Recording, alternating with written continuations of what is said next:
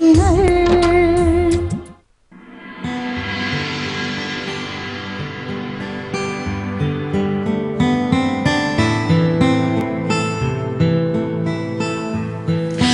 जी,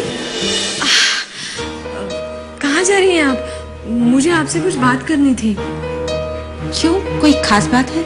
हाँ, एक्चुअली मैंने अभी अभी मीनू के डॉक्टर से बात की है।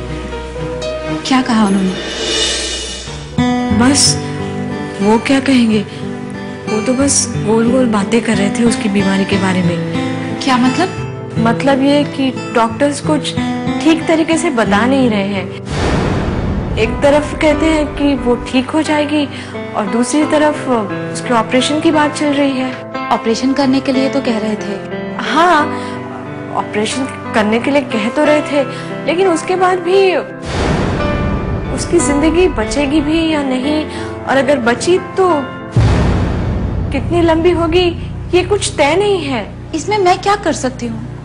ये सब तो डॉक्टर ही जान सकते हैं। अगर आप मेरी एक बात मानेंगी तो मैं बताऊँ ना? हाँ बताइए ना। मेरा मतलब है, आप मीनू को लेकर किसी बड़े शहर में क्यों नहीं चली जाती?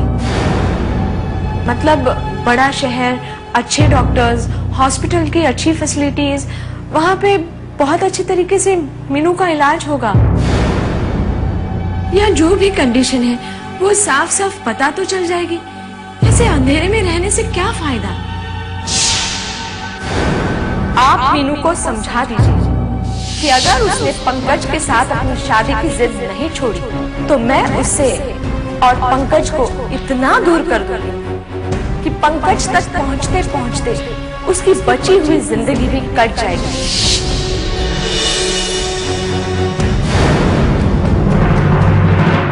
मामी जी, आपने कोई जवाब नहीं दिया। किस सोच में पड़ गई आप? आपकी ये सलाह कहीं इसलिए तो नहीं क्योंकि आप मीनू को पंकज से दूर करना चाहते हैं? मुझे आपकी ये सलाह एक सोची समझी चाल लग रही है। अगर सोची समझी चाल है भी तो उसमें गलत क्या है? पंकज मेरा भाई है और मैं उसे अंधे कुएं में नहीं धकेल सकती, है ना? मैंने आपसे कब कहा कि आप पंकज को अंधे कुएं में धकेल दीजिए? मैं तो बस आपसे अपनी मीनू की जिंदगी की भीख मांग रही हूँ, और ये तो अब आपके हाथ में है कि आप मुझे ये भीख देती हैं या नहीं। बात दरअसल देने या ना देने की है ही नहीं। तो फिर क्या है? बात यह है कि अगर मीनू की जिद के आगे पंकज ने घुटने टेक दिए, हार मान गया, तो उसके आगे जो होगा वो अनर्थ ही होगा ना? अनर्थ क्यों होगा? कम से कम उसे सुकून की मौत तो मिलेगी। लेकिन किसी एक की सुकून की मौत के लिए आप दूसरे के मौत का सामान क्यों तैयार कर रही हैं?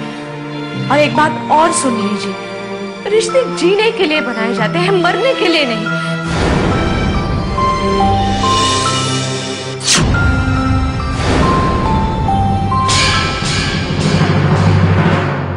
पंकज, तुम्हें पता है मेरा इंतजार कितना लंबा है? नहीं, मैंने इस बारे में कभी सोचा ही नहीं। तुम्हें याद है जब हम यूनिवर्सिटी में थे और नया सेशन शुरू हुआ था, मैंने फर्स्ट ईयर में एडमिशन लिया था। उस दिन हमारे लेक्चर्स का पहला दिन था और एक भी लेक्चर नहीं हुआ था। इनफैक्ट हमारी क्लास में तो सीनियर्स भी आ गए थे इंट्रोडक्शन लेने के लिए। खैर, वो तो इंट्रोडक्शन के नाम पे रैगिंग ले रहे थे। तुम्हें याद है उन्होंने मुझे तुम्हारे पास भी भेजा था तुम्हारा इंट्रोडक्शन लेने के लिए? मुझे ध्यान नहीं है। हाँ भाई, तुम्हें कैसे याद होगा? उस टाइम पे तुम आज फैकल्टी को टॉप करने की खुमारी में जो थे, तुम तो किसी को पहचानते भी नहीं थे। हाँ, तो फिर क्या हुआ था? सच में मुझे ध्यान नहीं। हाँ, मुझे तो अभी भी याद है कि मैं कितना सहमी सहमी तुम्हारे पास आई थी, और तुमने किस तरह से अपने नाम और सब्जेक्ट्स मुझे बताए थे। अरे हाँ, याद आया। उसके बाद मेरे हॉस्टल मेट्स ने मेरा बहुत मजाक बनाया, तुम्हारा नाम मेरे नाम के साथ छोड़कर। मजाक आपका नहीं बना था जनाब, मेरा भी बना था, वो भी वुमेन्स हॉस्टल में। तुम्हारी क्लासमेट्स ने बनाया था। मुझे भी सब तुम्हारा नाम लेके ही चिढ़ाते थे। पता है, उस दिन के बाद से ना मेरे दिल में तुम्हारे लिए एक सॉफ्ट कॉर्नर सा बन गया था।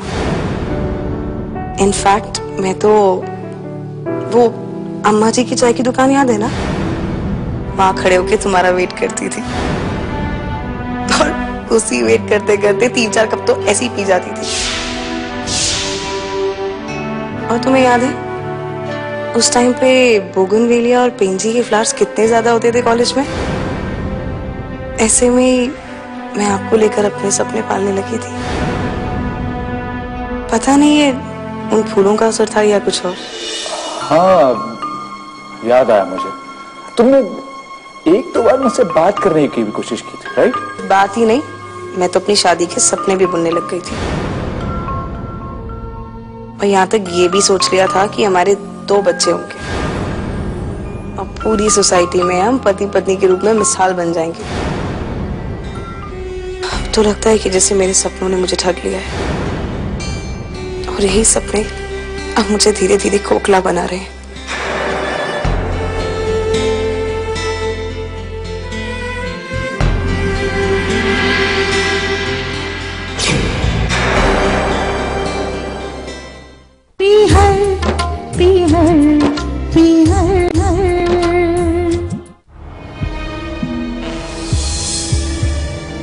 अरे बाप के साथ बिटिया की जिंदगी नहीं कटत है, मर्द की चौखट के साथ जिंदगी जी जाती।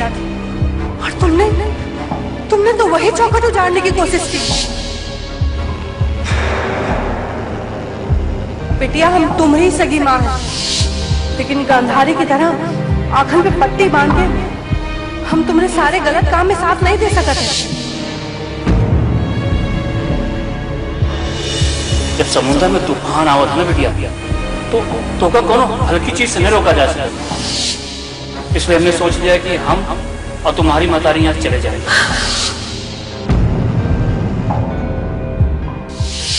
अरे हम लोग इसलिए जा रहे हैं ताकि हम लोग यहाँ रहेंगे ना तो कोई ना कोई सोनिया के ऊपर उंगली उठा सकता है, इसलिए हम लोग जा रहे हैं। ऐसी कौन सी नाराजगी थी कि आप लोग मुझे छोड़कर चले गए मम्मी?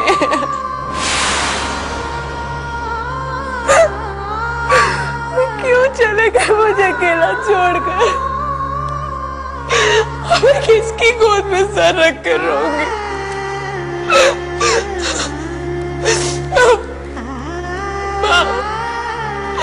कौन मुझे बताएगा कि मैं कहाँ गलत हूँ? आज जब मैं सही राह पे चल पड़ी थी तो आप लोगों ने रास्ता बदल लिया, वो भी ऐसा रास्ता जहाँ से कभी वापस नहीं आ सकते आप लोग।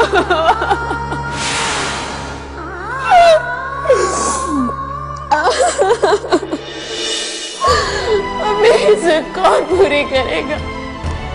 अब मैं अपनी बात किससे कहूंगी?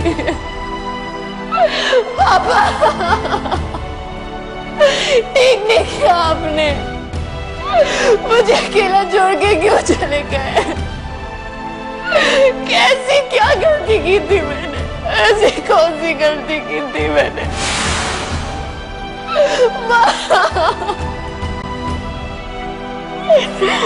मेरा कोई भी नहीं है यहाँ पर।